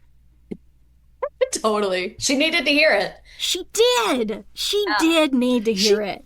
But no. We discussed this at length. I know. It's not all on Casey, and it's not all all on Nora's Olivia. fault. It's all Nora's fault. It's all Nora's fault. When you've got that kind of age difference between Olivia and Casey, you're not going to have that relatability. Come on. It's, yes, it needed to be said, but let's put the blame where blame is due. Nora. See, Nora's one of my favorite characters because, she got knocked up at 15 and she's pretty lonely. People talk shit about her in her town and she wasn't, I don't know. I really love Nora. I think Nora's also ostracised herself from the rest of the place with her attitude. Because it's too much abstinence and religious bullshittery. That was horrible, and that was horrible. Hated it. Yeah. But also, I think, for me, Nora's attitude is, well, if you're going to be an asshole to me, I'm going to be an asshole to you first. Mm-hmm. Yeah. And unfortunately, she's also being an asshole to her own child first. That's true, but as far as like women doing questionable things to their children, she doesn't rank like near the worst in this book, I think. Or you're right. I don't know. But she wasn't ready to be a mom and she wasn't that. She's a child having a child. She's a child having a child with potentially the coach. We've decided that. It was the coach. It was the coach. Is it the coach? I don't think so. But you don't think it's that bad? That information. No. But you know secrets, though. Well, okay. Do I, though? I just feel like one of those writers who know my characters when they want to be known. And if they are not the ones whose perspective I have access to and they're not sharing certain information, I don't know. Well, we think it's the coach. When she wants to find this information out, we need to know. Yeah. Okay. But I'm 100% convinced it's the coach. Same. Because then he calls in the preacher. Awful. Oh, yeah. And the way that she's shut down as soon as he's mentioned, and then she's like, yeah, let's go and put mustard on his house. There's something there. Yeah. Yeah. Look, we might be influencing another story.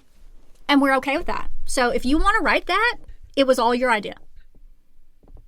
It is 100% my idea. You did it. And it's going to reveal who Casey's father is, and it's going to take place at a Waffle House. I'm just throwing that out. Yes!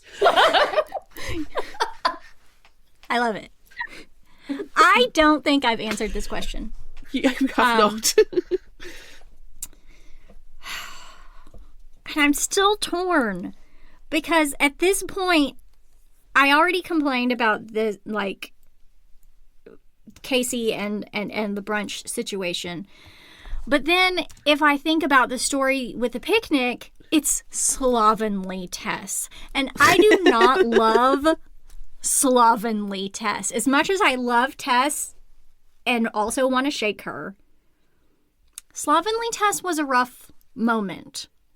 And then she wanted to force... Was a lot of Paul, though? Oh, Paul's the worst. Paul... He needs to be And shoved then the down next stairs story, instead of walking Paul's up the stairs. grave on the nose. Put him in a grave. He needed to That go guy. down the stairs, not up the stairs. That's all I'm saying. Tumble down them. Or jump off the roof. And miss the tree and just splat on the ground. Would have been fine with that. I think, I'm just going to brunch. I'm just going to brunch for the brunch food. Forget the rest of it. We're going to take it to basics. And we're going to brunch for the brunch food. Brunch is the greatest meal because it has so many food options. Yes. So many. Well, brunch is the only meal I would go to with someone who didn't like me because of the food options. If it was any other meal proposed, I would just come up with some sort of excuse. But yeah, brunch is where it's at. The excuse is, I don't like you, so no. Bye-bye. And then just walk away into the woods. Yeah. And make the baby cry. And make the baby cry. Oh, PJ. Poor PJ. Love PJ, He though. turns out okay. He's fine. He's creative. He's fine. He's a creative weirdo and my favorite character, so Exactly. he wins. Okay, next question. Would you rather go on a bike ride or go on a hike? Bad things will happen. What are they? You decide. Or read the book. Because bad things. But they're so good. Is this me answering This this? is you. Yeah, you get to Okay. answer this. I and know we- my answer, so I can go first. So I know what I would do. Okay, Okay, great. okay. Oh, I'd love Because- to know. Mama Prayed was like my favourite of the stories. Oh, same. And- So good. So good. And I used to love going around the bike. I loved the bike in the gym. I think going on a bike ride's fun. Plus, it's a transport, it's a means of fast escape. Especially in these situations where you could meet some freaky a cappella triplets who want to steal all your stories in their religious Halloween aesthetic. I only like half of that. At least you've got an interesting story to come back to. Oh, but then I really like the hike. I know. Oh, You said in our discussion you talked so much about the hike and that was your favorite part, and then we I know, but created that's because horrible things happening with the. we went person on the body back. horror. Yeah, We did twist that one a little bit. it was fun. It was But fun the and it was bike so good. ride. No, I'm going bike ride. I'm sticking with bike ride. Fast escape. That's the main thing. Fast escape. Fast escape. Yeah. Yes. Claire, you and I have the same thought there. It's the escape route. So if you're on a bike, you have a much better chance of actually getting away from something than if you're on a hike where, yeah. Oh, so I do both a lot. And I also read too many news headlines about, like, for instance, in New York, we have a lot of like rail trail kind of very wonderful bike routes or hike routes that are secluded, gorgeous. And you just read every once in a while about all these like horrible murders or rapes or something on these routes. And then I'm thinking, okay, I will risk riding my bike on these routes, but I don't think I would risk walking, especially alone on a hike. So it's the escape route. I'm the same. Sensible. Again, Sensible. I'm in the stories, and we're going on the hike to collect water sounds, which is what I actually do in real life. I have a whole collection of recorded water sounds. So I feel like that's what I would choose. I'm hiking. I'm hiking for the water sounds and the weird maybe inbred weird ass shit that's happening. Because you know what? We got away. We did. We got away. That's true. Yeah. But Yeah. one day you might not. And your story will never be made into an a cappella song to be sung Damn it. in a subway. God damn it. It'll But never reach triple platinum. It won't. It won't get one of those vinyl presses. Damn it. I'm still doing it, though. We say a bike you can get away, but I don't think Olivia felt she could really get away from the Mama Prayed triplets. So there was No, something. And they're holding coming after her in their truck. They are. Steal the truck! Yeah, but right, okay. Because this is Would You Rather, and we're the Lords and Masters of Always Severe when we do this answer, I ain't stopping. I'm going to go, oh look, there's a creepy-ass religious gothic Halloween aesthetic house. Very pretty. I'm going to keep going. I'm not stopping. So I don't know that there's creepy triplets who sing a cappella and steal people's stories and are really, aggressive. I'm not going to find that out because I ain't stopping. Well, I did see the Mama Prayed house on my bike ride across the country in South Dakota, and I also did not stop. Sensible. So, Sensible. I like your style. Well done. Self-preservation, number one. Glad you're still here. You know? I like the fact it's influenced the story, and I like the fact that you lived. Yes. Okay, next question. Yes. Would you rather listen to the creepy a cappella or the creepy piano music? Both are creepy. Both are wrong. creepy. Both are a little bit wrong.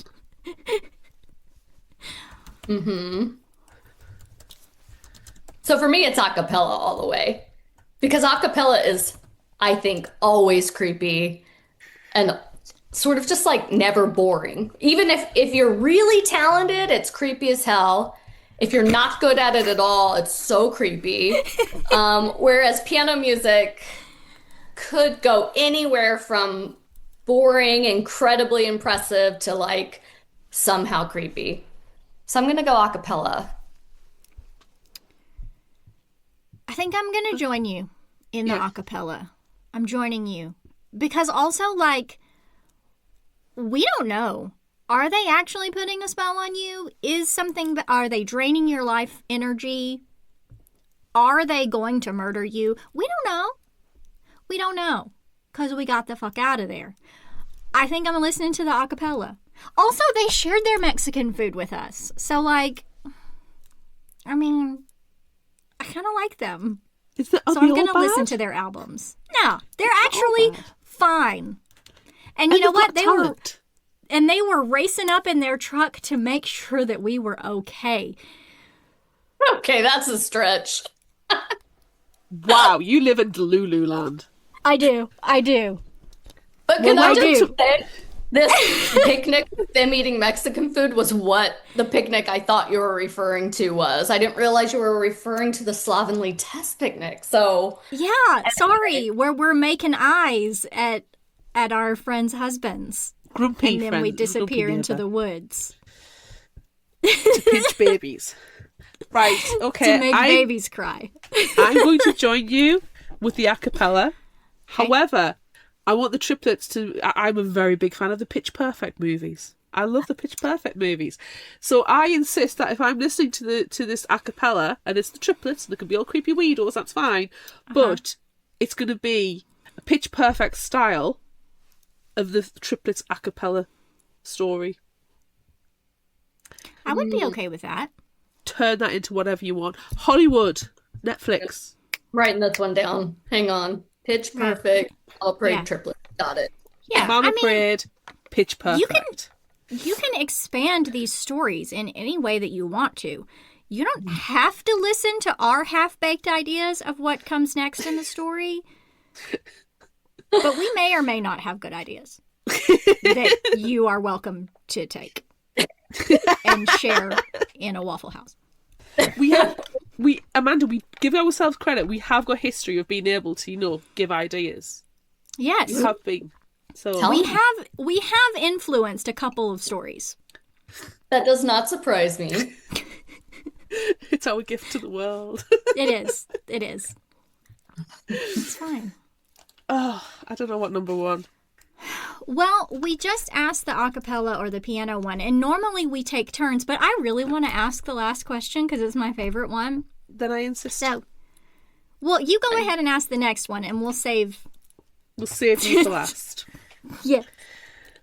Would you rather drink a bug or have a bug splatter on your face? Can I just be upset with Tess for a minute? She's not slovenly, Tess, at this point. Why is she drinking the bugs? Our first story with Tess, and she's like, you know what? There's a handful of bugs in this drink. I'm going to drink it anyway. I'm not going to waste that vodka.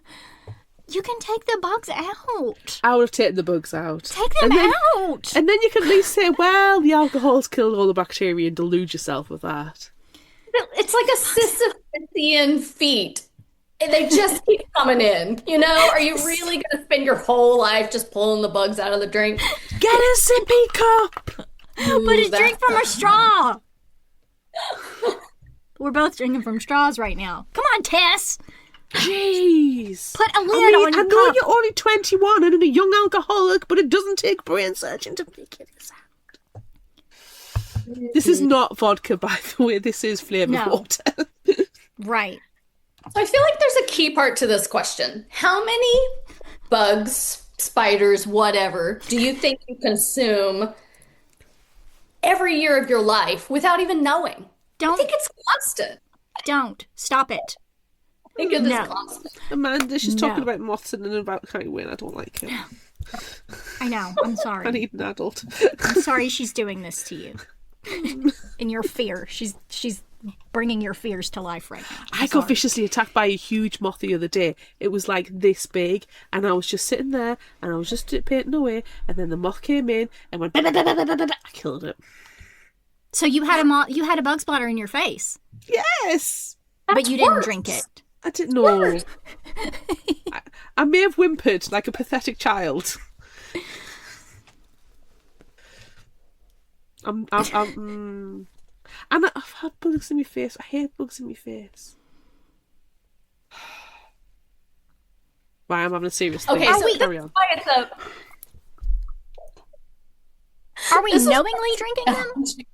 Okay, this is why it's a challenging question. Because it's the type of bug. So I did have a pregnant, huge beetle kill itself on my face during a bike ride. And I don't want motherhood! Really... And then I, had to pull over because I couldn't see. And it was at least 10,000 tiny little microscopic baby beetles all over everything. The type of bug that could do that, I guess I'd rather have it splat on my face than drink it, because that would have been like a huge bug to drink. But I would way rather like accidentally drink a fly than have that happen. So there's a lot of caveats. Okay, I've got my answer. I hate it. Because again, remember, would you rather, Lord and Master Voice of It. In this, would you rather, I am Tess. And I am drinking tequila with the worm, where you've got to drink the worm. So then I've got the excuse and the reason, but I'm not me, I'm Tess. That's my answer.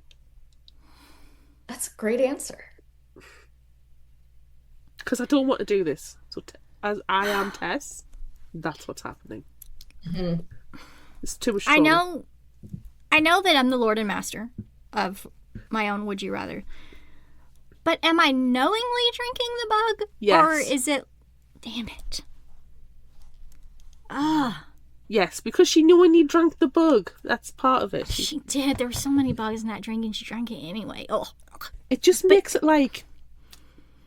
You know when you're having a coffee or you have a tea and the tea bag splits the bit so it's grainy at the bottom, and you drink the bottom and you're like, there's been a settling issue. I just imagine that, but turned up to 11 with the amount of bugs that were in that vodka. This is why I'm doing the tequila with the worm, one and done. Yeah, that's like something someone would dare you one day and you'd say, yeah, I'll do that. And you do it and it's fine. It's fine. I mean, I'd have to be very drunk. Tequila's like the drink I start when I'm very drunk. And that was a long time ago. Okay, if it's a dare, I'll drink the bug. I don't want a million bugs on my face. I almost died when you were telling the bug in your face story. It was horrible. There will be nightmares. Thank you. Good job. Good. Constant horror. I know. I love it so much. Okay, last question. Do it. I just love it so much, and I'm sorry. I'm sorry that this happens sometimes, but like, sometimes you just gotta write a really long and weird would you rather. It has to happen, especially with this book. Would you rather encounter creepos in the woods with a person strapped to their back and the person really wants to hug your child, or would you rather be the person strapped to the back who probably at first doesn't want to hug your child because they want to be in the sky with a star, but then your child gives them the will to live again for a little while? And I just kept adding stuff to it. I saw the evolution of this would you rather, and it was majestic. It's like a masterpiece of a question. I can't be the first to answer this one, though. I know my child would not hug that person, no matter how much I might pressure them. He knows his autonomy. He knows his boundaries. He would, and he now knows the C word. He would turn around and go no and walk away. Yeah. After probably swearing. Oh God, do I want to be the creepy kitty person on the back? I will cosplay that. Yes, I'm going to be the creepy person on the back. He wants to be a sky, but then has the will to live again. Don't be creeped. Be the creep. Yeah, I think that's the answer. Don't be creeped. Be the creep. Mm-hmm. Make it as bad as possible. Yes. Like this question, it just progressively gets worse or better. Wait, so you're both the woman strapped to the back. This is Yes. your answer. We're being but creep. like which version? The version who's the weirdo like incest version from the story that happened, Do you book or version from or the Thea's version that we created? Like, is it Thea's story? So it's beautiful and it's radiant, and then we want to live our life, or are we a weirdo inbred human backpack? What's creepier? What's creepier? Whichever's creepier. Yeah. I got a weirdo inbred human backpack. I got it. Oh, it evolved in the main episode. It did. It got real bad, so just get ready for that when you listen to it. Okay, I'm definitely the woman sorry. to the back. I'm the woman strapped to the back. But I think it's because a lot of fiction that I think is good comes from what your own personal fears are. And I think I have a fear of having to be responsible for another human life and having it go wrong. And so at least if I'm the woman on the back, I'm not responsible for a little girl who gets, close to abducted. There you go. Close to abducted. Jesus fuck. So good. I feel like I'm laughing at things that are very inappropriate to laugh at, but that's what we do best. Here we Claire, are. That's what we do best. Don't abduct children. PSA. PSA, don't abduct children. That's the message of the book. That's the message of the book. Do you know what? I don't know if I necessarily picked that up. It's a subtle reference.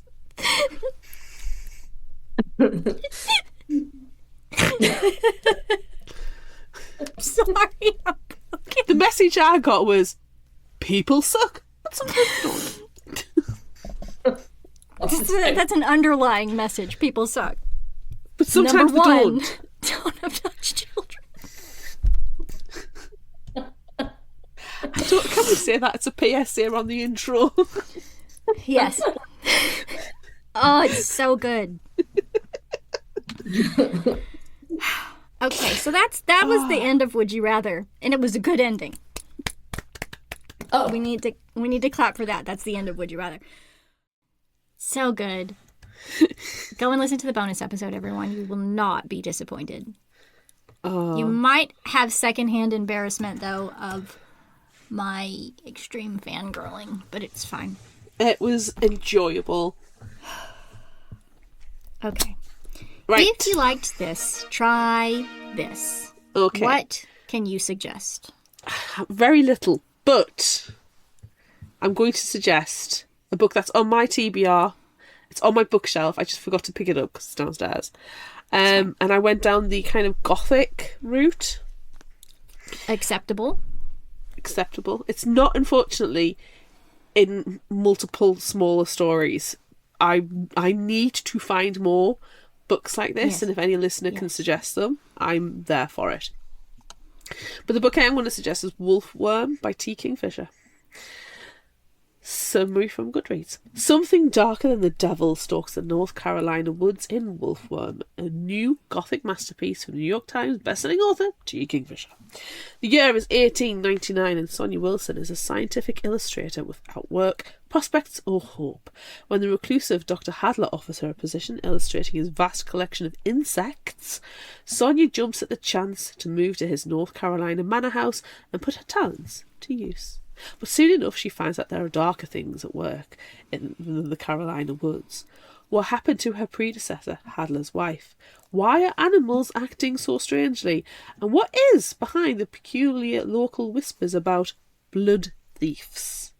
With the aid of the housekeeper and a local healer, Sonia discovers that Hadler's entomological studies have taken him down a dark road full of parasitic maggots that burrow into human flesh, and that his monstrous experiments may grow to encompass his newest illustrator as well. Lots of bugs. There was lots of bugs in this book. Well, there was some bugs in this book. Mostly in vodka. Yeah. Or splattered on faces. Yes. Some tenuous links. Yeah, we love But a I hashtag thought- tenuous link. We love a hashtag tenuous link, of course. And I kind of wanted to go down the gothic route because, Yeah, I like think modern gothic is better than, the original gothic novels, which is tedious and Yeah. boring. What are you going to suggest, my dear? I went on a search for stories, interconnected stories.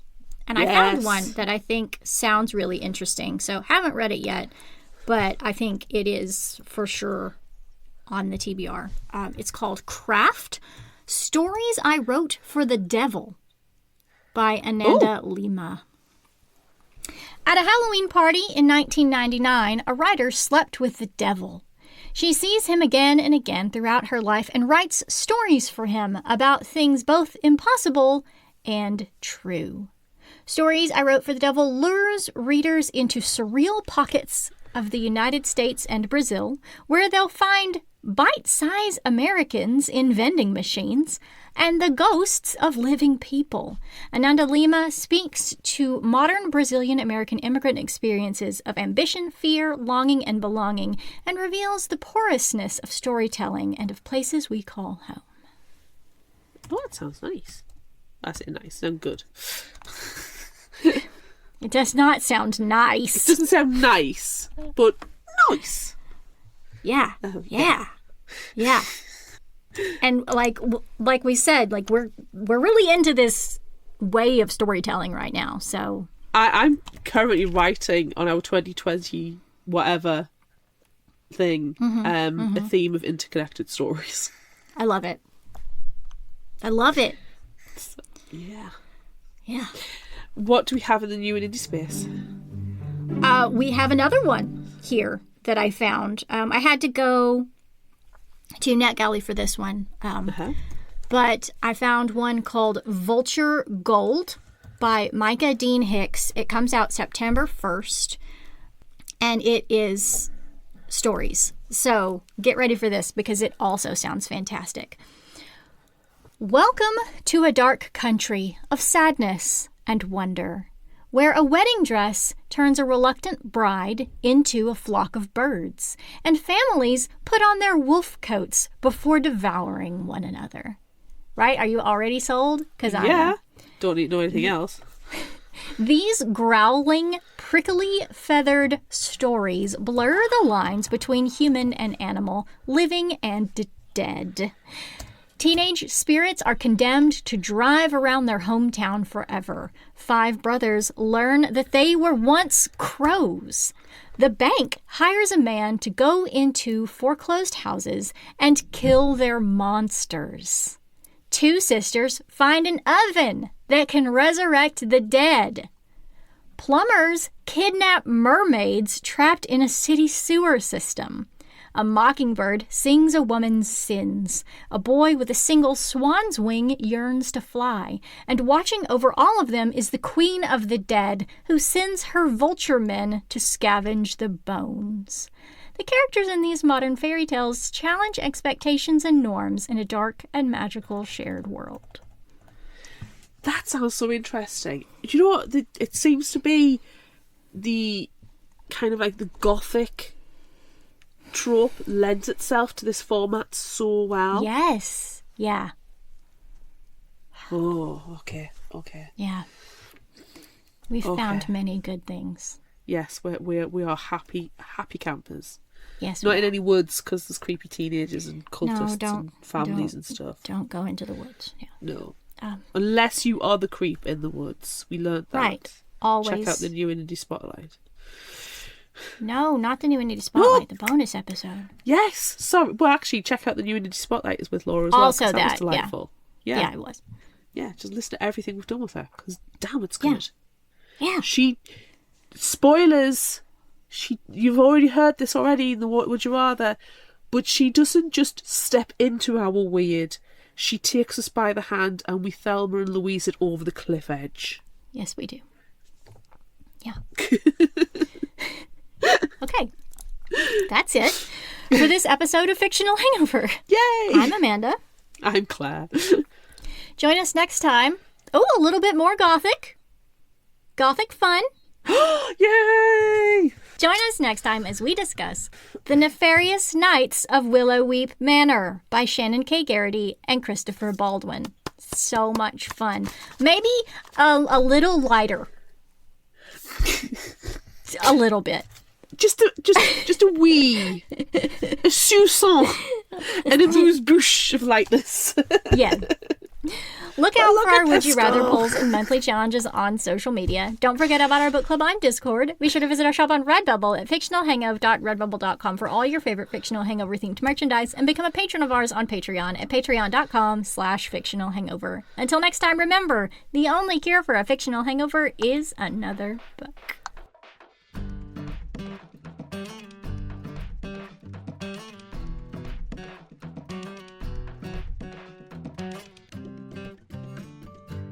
You can find us at fictionalhangover.com and follow us on all social media at Fictional Hangover.